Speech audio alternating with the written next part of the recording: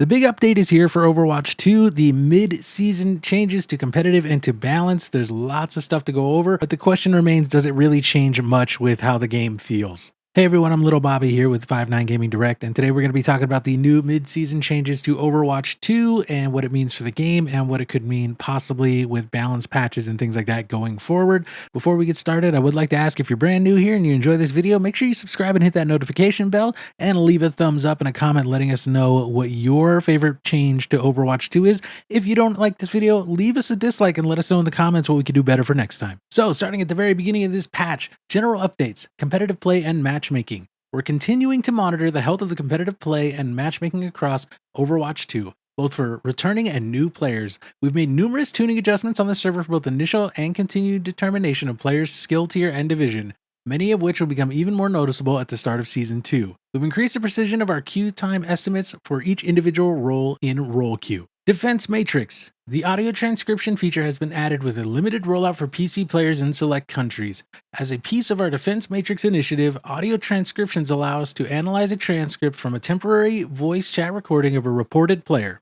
Players will now see a notification when entering voice chat for the first time during a play session indicating the voice chat may be recorded. Make sure you report as close to when disruptive behavior occurred to maximize this feature's effectiveness. Once reported, a temporary audio recording will be used to make a text file transcript through speech-to-text programs. No one listens to the temporary audio recording, which is quickly deleted after being transcribed. Transcriptions are only made for reports of disruptive behavior in public voice channels, which includes team and match chat. Group party chat is excluded. Now, it sounds like this is trying to get rid of toxicity in voice chats, so if you are one of those people who rages into your mic and curses at your teammates, you might want to think twice about joining voice chat. I'm all for that. Personally, I'm too old to have voice chat anymore because I don't want to deal with people who decide to yell and be disruptive. Crossplay and aim assist. We made change to aim assist in crossplay, PC plus console lobbies. If you play in crossplay game now, aim assist is enabled in all matches except competitive. In our data, we found many groups for crossplay groups between PC and console players. This meant if you were playing on console and grouping with players on PC, you were opting into a bad experience for yourself to play with your friends. Also, if you had a group that was primarily console, but one of your friends was a PC player, you had to leave the PC player out to have a good experience. We'd like to reiterate, at this point, aim assist exists only on console platforms. We'll be monitoring the development of this change carefully and making changes quickly if needed. Yeah, sorry, I hate to break it to you guys, but if you have crossplay, you have to enable console players to have aim assist. I can get it with not having it in competitive, I guess, but even there, I'd still probably leave it in just to make it, easier and possible for people to cross-play together for competitive. If I have a PC and I have my brother who's on PlayStation and he doesn't want to hop on his PC to play, we want to play competitive, he wouldn't be able to really effectively play. Console players need aim assist. Aiming with a thumbstick without aim assist is almost impossible because of the way that joysticks work. And you could say whatever you want, say aim assist is a crutch, but for console players, for controller only players, it's something that is really needed. But after that, we're getting to hero updates. So we're going to start with the tanks and D.Va. D.Va felt too deadly after the last round of changes, given how resilient she can be with her improved defense matrix. Fusion cannons, spread increased from 3.5 to 3.75.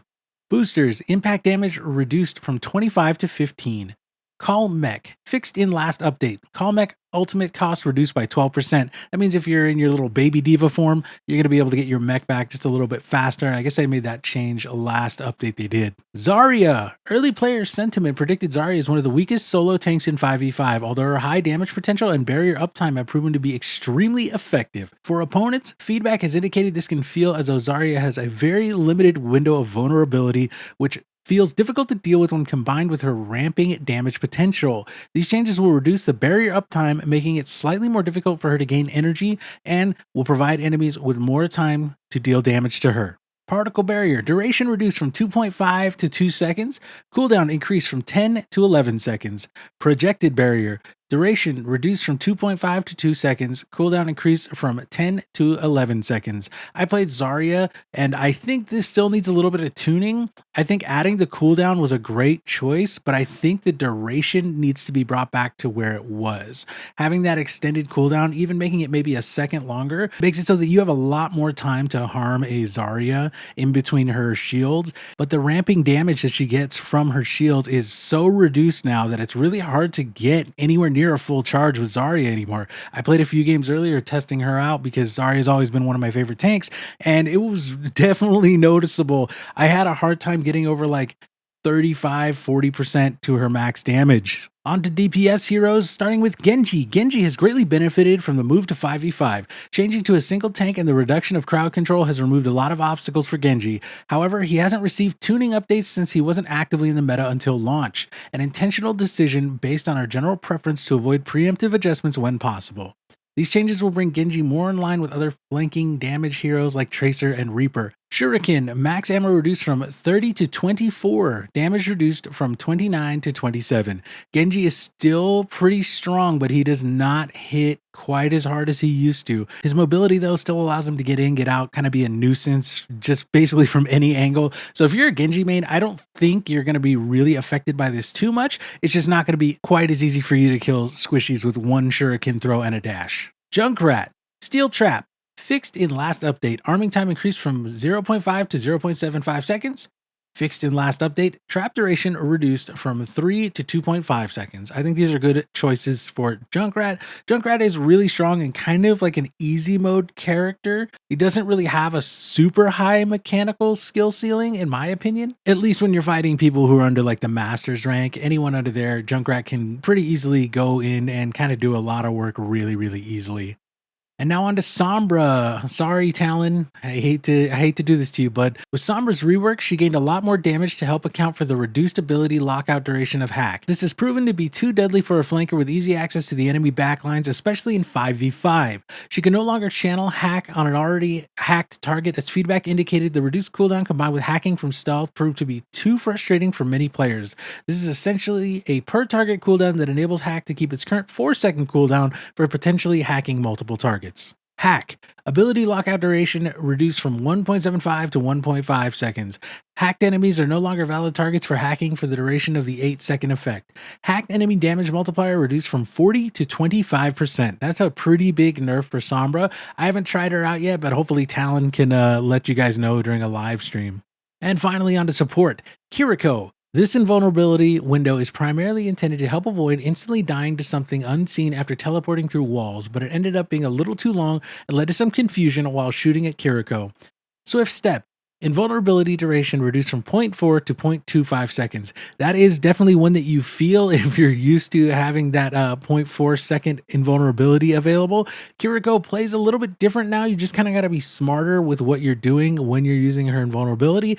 Remember, her Swift Step getting in and out of places is great, but now you are going to definitely want to be more cautious. And if you're communicating with the team, definitely have them let you know that an enemy tank or DPS might be around to kind of ruin their day once they teleport to you.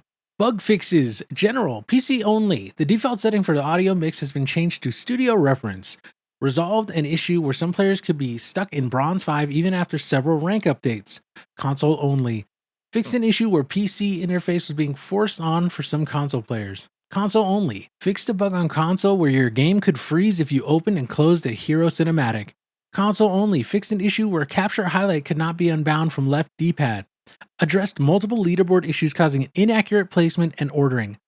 Players who get healed will no longer see the healing status effect on their screen while they're at full health. Fixed an issue where players would sometimes be placed in an empty game. Resolved a bug that could prevent players from rejoining their competitive game after being disconnected. Fixed a bug where typing in chat could purchase an item from the hero gallery. Oh my goodness, Blizzard, what is going on? The no name card selection in the name card interface is now selectable. Fixed a display issue where players were shown the incorrect amount of Overwatch League tokens, which made them unable to purchase items. The display now shows the correct amount of tokens a player owns. The Avoid Teammates button is no longer hiding behind the recent players list. Fixed an issue with the challenge Farsighted not correctly tracking and or completing. Fixed an issue with the challenge Damage Sponge not correctly tracking and or completing. Resolved instances of the player's screen becoming blurry / out of focus. Fixed an issue where some players were missing the Noir Widowmaker skin. Various visual improvements to the first time user experience. Fixed in last update, practice bots now show up through walls correctly when you play a healer. And maps, Junkertown. Fixed additional areas of the map that were causing performance issues in some cases. Heroes, Brigitte. Fixed a bug where Brigitte's shield could become invulnerable under certain conditions. Cassidy. Cassidy now correctly drops the flag during combat roll and capture the flag game mode. Doomfist. Fixed in last update. Fixed a bug with seismic slam being stopped early by obstructions. Fixed in last update. Fixed a bug with being able to jump during seismic slam. Genji. Fixed an issue with Genji's mythic skins hit volumes. Fixed it in last update. Fixed an issue where a player could get infinite Dragon Blade in custom games. Oh man. Hanzo. Fixed in last update. Jump, wall climb no longer destroys breakables. Junker Queen. Commanding Shout and Rampage now correctly drop the flag in the capture the flag game mode. Kiriko. Fixed an issue where Kiriko could escape map boundaries by using Swift Step. Mei. Mei has been added back to the lineup. Fixed several issues with Mei's ice wall that allowed players and projectiles to occasionally pass through it or slip off of it. Mercy. Audio made a change to the sound of Mercy's first-person glide to address frequencies that some players found uncomfortable. Reinhardt. Fixed in last update. Fixed an issue where quick melee did not swing Reinhardt's hammer. Sojourn. Sojourn can no longer pick up the flag and capture the flag when using power slide. Sombra. Fixed in last update. EMP can no longer be damage boosted. Torbjorn. Fixed in last update. Fixed an issue where quick melee did not swing Torbjorn's hammer. Wrecking Ball. Fixed an issue with adaptive shield that could cause you to lose health in some cases. So that is an awful lot of patch notes, and that's it's kind of a good thing, I guess. One of the things that I think is really, really strange is they didn't do a little more for supports in general. Supports are in a really rough state because DPS and tanks can usually kind of just push through now and get right to support, especially the dives, right? Like Genji, Reaper. I can't tell you how many times I've been caught just with a Reaper that teleports into the back line and none of my team peels to help me out. And I'm playing a support that in no way is going to win that fight against a Reaper just barreling down on you, right? Like there's no way that Baptiste is going to survive that Reaper fight. Reaper is going to out DPS, even with the heal and even with the invulnerability shield. If Reaper just kind of hits the Wraith form and, you know, kind of takes a second to destroy your invulnerability, he's got you. There's no chance there. And the same can be said for Genji and his whole just getting around anywhere and everywhere he needs to be, as well as the dash kind of throwing you for a loop. If you're not a specific character, then you're definitely gonna have a hard time countering a lot of the DPS dives that might come for you if you're playing support. But aside from that, this is kind of an underwhelming list just in general. Like I feel like more could have been done to spice up the game itself. One of the things I was really excited about Overwatch 2 for was PvE, because that Junkenstein stuff, really great. And we still have like no release date for that other than, hey, 2023 sometime. And I think that's kind of weird. Like, give us some updates. The other thing is that this patch just got delayed by 2 days. And Overwatch 1 had this problem where like balance and things like that weren't dealt with at all. And that's part of why I stopped playing Overwatch 1, was because they didn't really do much to keep the game alive after a certain point. I think until Overwatch 2, it had been something like 2 years since they'd even added a hero. And now they're trying to add heroes and have you pay for them every season. But if they're going to update the game like once a season, maybe, which is what, 10 to 12 weeks, that's a big ask for me to pay $10 for a new hero every time and have you still not really update the game, right? Like I'm an Overwatch 1 player, so I got Kiriko for free. I did buy the battle pass. I ended up working my way through it. I got my Genji skin, very cool. But at the same time, like now I'm like, okay, do I want a little like sub name under my thing? Not really. And the fact that the game kind of just sat in the state it was in was kind of weird, because there were clear problems, especially with like Genji and Zarya. Zarya was definitely too strong for a long time, and so was Genji, and it took them over 6 weeks, which I believe is over half the season, to make any kind of balance changes. And this is coming after the promises of, hey, we're going to be more on top of making these balance changes. That's why we're making this free to play and making it a different monetization. Blizzard, look, I want to like this game. I do, but definitely need to like keep the updates coming more frequently, especially in a live service game now. The first Overwatch was not really a live service game, kind of, but not really. This one is definitely a live service game. You need to make these changes faster, and you need to kind of put more into them. People are really talking about how supports are not their cup of tea right now because supports get bullied. And even though you're kind of reining in Genji, that doesn't change the fact that other DPS and tank characters can just go right in and take out supports no problem. I think every support needs some kind of movement or some kind of like boop ability, right? Like Zenyatta's kick or Lucio's boop cannon, like the little sonic push that he has. Every support needs something like that because right now they're getting absolutely bullied, and you know this, and that's why you're trying to give people an extra 100 XP for playing a support. But those changes got to happen quick because you're going to lose a lot of people when you ask people to queue into all roles and they end up having to play support, and it's not really a fun experience because you get bullied so hard. Otherwise, these patches are good. Certain things did need to be, tuned for certain characters. Sombra was definitely annoying. Genji was definitely annoying.